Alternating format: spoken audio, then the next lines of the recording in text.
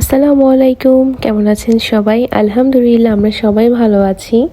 আমরা আজকে সবাই মিলে একটা ট্যুর দিব। ট্যুরটি হচ্ছে ঢাকার বাহিরে। খুবই এক্সাইটেড ছিলাম ঢাকার বাহিরে যাওয়ার জন্য। আর অনেক দিন ধরে প্ল্যান করছিলাম যে আমরা সবাই মিলে একটু ঢাকার বাইরে ঘুরতে যাব। আসলে কারো টাইম হচ্ছিল বা কারো টাইম হচ্ছিল না।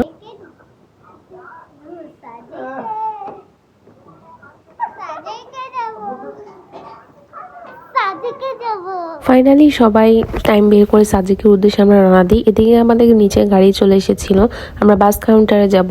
এখান থেকে যাব হচ্ছে আমরা কলাবাগানে যাওয়ার কথা ছিল, কিন্তু আমরা কলাবাগানে যাব না, আমরা যাব হচ্ছে ডিরেক্ট আরামবাগ।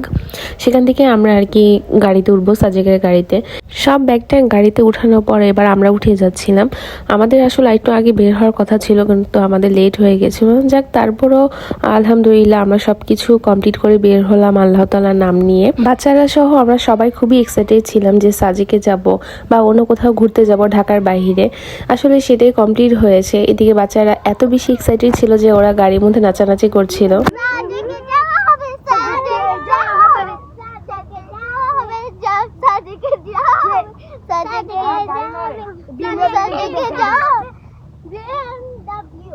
আমরা তো সবাই যাচ্ছি ঠিকই সাজেকে, কিন্তু আমরা এখানে দুই ভাগ হয়ে গেছিলাম। আসলে আমরা টিকিট খুবই লাস্ট টাইম কেটেছিলাম।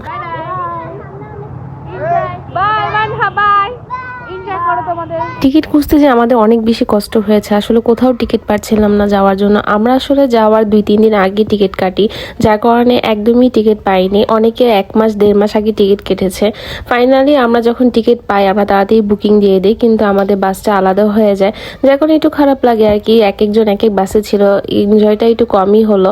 আর এখানে বাস কাউন্টারে এসে দেখি যে অনেক ভিড় ছিল, সবাই অনেক ওয়েট করছিল বাসের জন্য।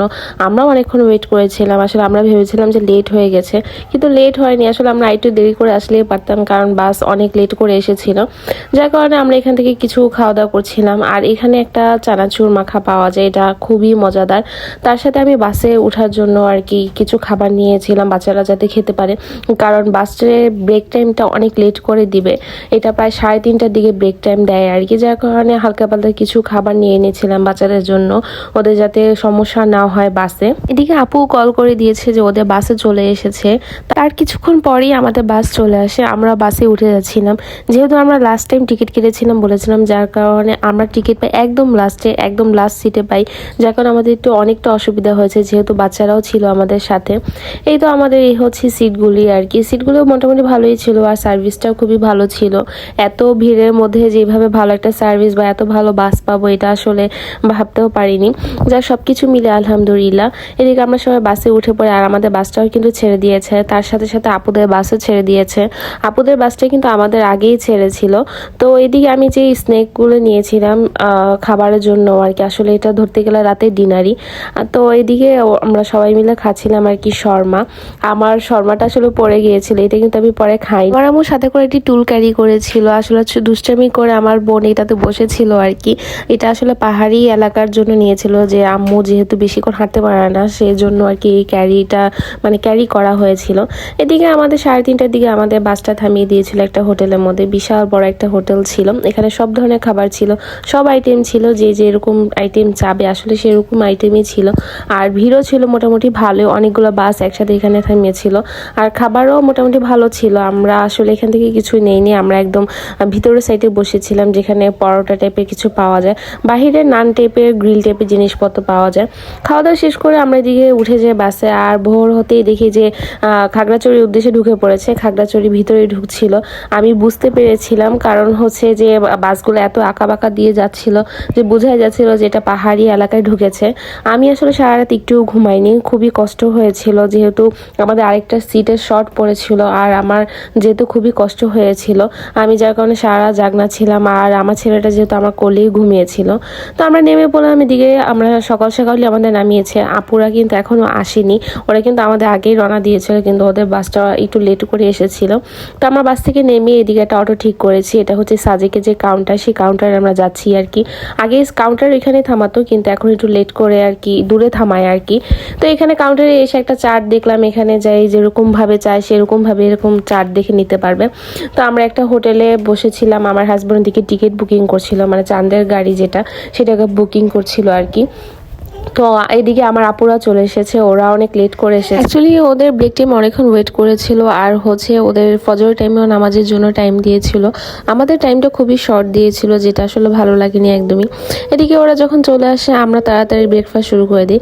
এদিকে তাদের দুজনে শুরু হয়ে গেছে মারামারি। তারা দুজন খুবই মারামারি করে একজন একজনের সাথে, যদিও তারা দুজন, একজন খালামণি আর একজন বোনের ছেলে, কিন্তু তারা এত দুষ্টামি করে যে তাদেরকে মনে হবে যে তারা সমবয়সী। এদিকে আমরা তাড়াতাড়ি ব্রেকফাস্ট শেষ করে আমরা চাঁদের গাড়িতে উঠে পড়ে, আমরা যত তাড়াতাড়ি যাবো আসলে তত তারাই ভালো হবে আর কি।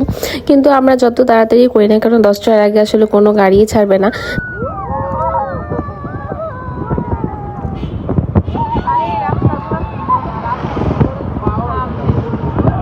আমি সাজিকে আরও একবার গিয়েছিলাম, সেটা ছিল 2019 সালে আর কি। তখন গিয়েছিলাম শুধুমাত্র আমি আর আমার হাজব্যান্ড, তখন কেউই যায়নি। যার কারণে আমি মোটামুটি কিছু একটা রুলস জানি আর কি। 10টার আগে আসলে কোনো গাড়িই ছাড়ে না। ওইখান থেকে আর্মিরা আর কি গাড়ি করে নিয়ে যায় আর কি, এরকমটা কিছু। তো আমরা এখান থেকে খাগড়াছড়ির উদ্দেশ্য থেকে রওনা দিয়েছি ক্যান্টনমেন্টের উদ্দেশ্যে।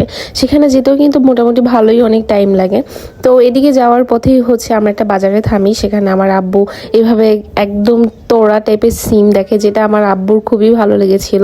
তার সাথে বাজারে কিন্তু আরও অনেক আইটেম ছিল পাহাড়া দিয়ে খাওয়ার জন্য, আবার যারা নর্মালি যারা আছে বাঙালি তাদেরও কিন্তু খাওয়ার অনেক ধরনের আইটেম ছিল।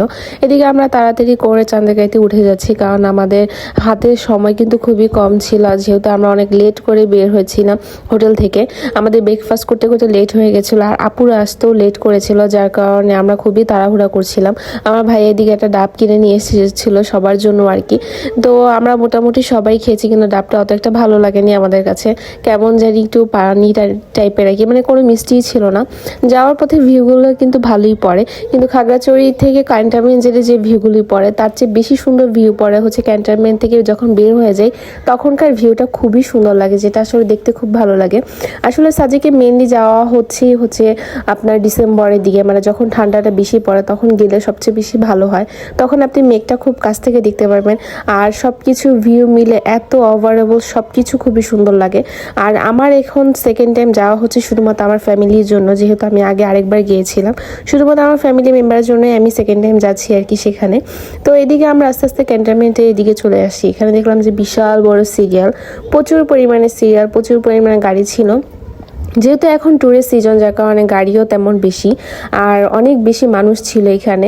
ধুলাবালিও ছিল প্রচুর পরিমাণে, এত পরিমাণে মানুষ হয়েছে যে এখানে মাঠে গাড়িও পর্যন্ত রাখা যাচ্ছিল না ঠিক মতন। তার উপরে এক একটা গাড়িতেই 12-13 জন করে মানুষ, তার বেশিও মানুষ আছে এখানের মধ্যে। তো এদিকে সবাই ওয়েট করছিল গাড়ি কখন ছাড়বে। আসলে সেদিন গাড়ি অনেক লেট করে ছেড়েছিল, অলমোস্ট আমাদের 1টা বেজেছিল যখন ছেড়েছে আর কি। এত লেট আসলে কোনো সময় করে না, সবসময় 10টার আগেই ছেড়ে দেয়। আমি জানি না সেদিন কেন এত বেশি লেট করেছিল, আর এত বেশি ক্লাউড ছিল সেখানে, আর রোদ প্রচুর পরিমাণে ছিল। গাড়ি আস্তে আস্তে আগাচ্ছিল, আর 2-1টা করে গাড়ি ছাড়ছে, 2-1টা করে আগাচ্ছে আর কি গাড়ি। তো আমরা এখানে বসে আসলে বোর হয়ে যাচ্ছিলাম, কতক্ষণ বসা যায় এক জায়গার মধ্যে। আমরা অনেকক্ষণ আগে এসেছিলাম এখানে, কিন্তু মানে ছাড়া কোনো নামই ছাড়ছিল না। 1-2টা করে গাড়ি ছাড়ছে, আবার আটকাচ্ছে, 1-2টা করে ছাড়ছে, এরকম করছে। কেন এত বেশি ফর্মালিটিস দেখাচ্ছিল আসলে বুঝতে পারিনি। তো এদিকে এখানে একজনকে দেখলাম যে সে একটু অ্যাডভেঞ্চার করছিল আর কি, আর্মিদের যে ইয়াগুলো থাকে, দেখলাম যে সে ফুললি কমপ্লিট করেছে। এই তো আমরা রওনা দিয়ে ফেললাম সাজিকের উদ্দেশ্যে। খুবই ভালো লাগে যখন সাজিকের উদ্দেশ্যে রওনা দিই, কারণ রাস্তাটা, বিশেষ করে রাস্তা যেটা, সেই জিনিসটা দেখতে আসলে অন্যরকম লাগে। এতটুকু জার্নিং করে যে আমরা আসি, এত পথ দিয়ে জার্নিং করে আসি, সাজিকে আসতে কিন্তু অনেক কষ্ট লাগে। আমি যেটা বলবো আমার নিজের পার্সোনালিটি থেকে, যে সাজিকে আসলে খুবই কষ্ট লাগে, কারণ আপনি সারা জার্নি করে সকালে এসে পৌঁছবেন, সেখানে আপনি কয়েক ঘন্টা টাইম পাবেন আপনি ব্রেকফাস্ট করার জন্য। তারপরে আপনাকে রওনা দিতে হবে আপনার চাঁদের গাড়ি করে।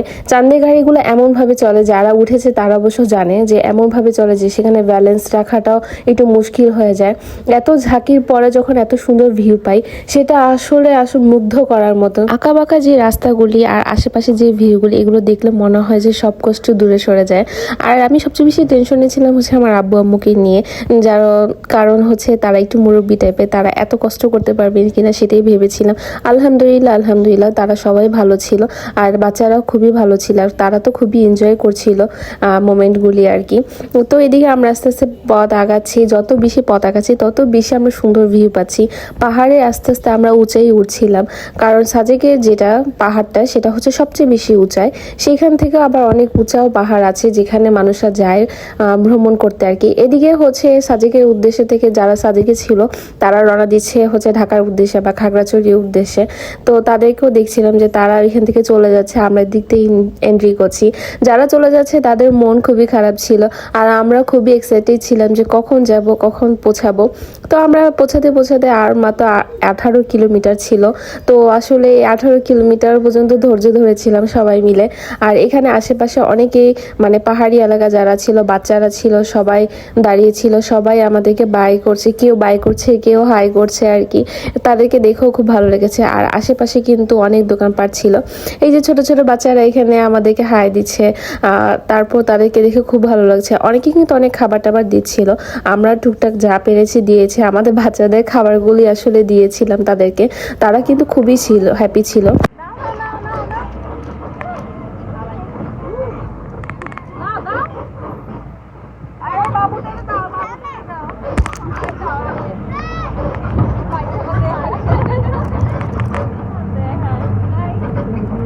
সাজেকের যাওয়ার পথে যখন এক সিরিয়ালে গাড়িগুলো যায় ওইটা দেখতে সবচেয়ে বেশি সুন্দর লাগে, সব থেকে বেশি ভালো লাগে ওই মোমেন্টটা দেখতে।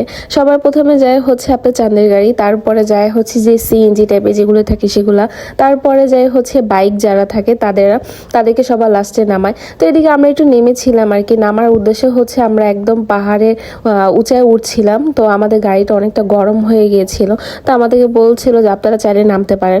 আমরা কেন যে নামলাম এটাই আসলে আফসোস করেছিলাম, কারণ এত কষ্ট হয়েছে, একটুখানি পথ আমাদের উঠতে অনেক বেশি কষ্ট হয়েছে।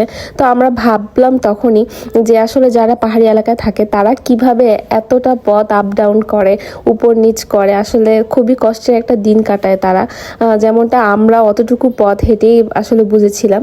তো আমাদের পিছনে সিএনজি ছিল, এই তো আমরা সাজেকে ঢুকে পড়েছি। সাজেকে যে ভিলাগুলো আছে সেগুলো দেখছিলাম। আমরা কিন্তু আগের থেকেই কটেজ বুকিং করে এসেছিলাম, আমরা 2 দিনের জন্য সেখানে গিয়েছিলাম, 2 রাত থাকবো আর কি। আসলে সাজেকে 1 রাত থাকলেই হয়, বাচ্চারা সহ যেহেতু যাচ্ছে যার কারণে 2 রাত নেওয়া। তো আমরা আস্তে আস্তে আগাচ্ছি আমাদের কটেজের উদ্দেশ্যে।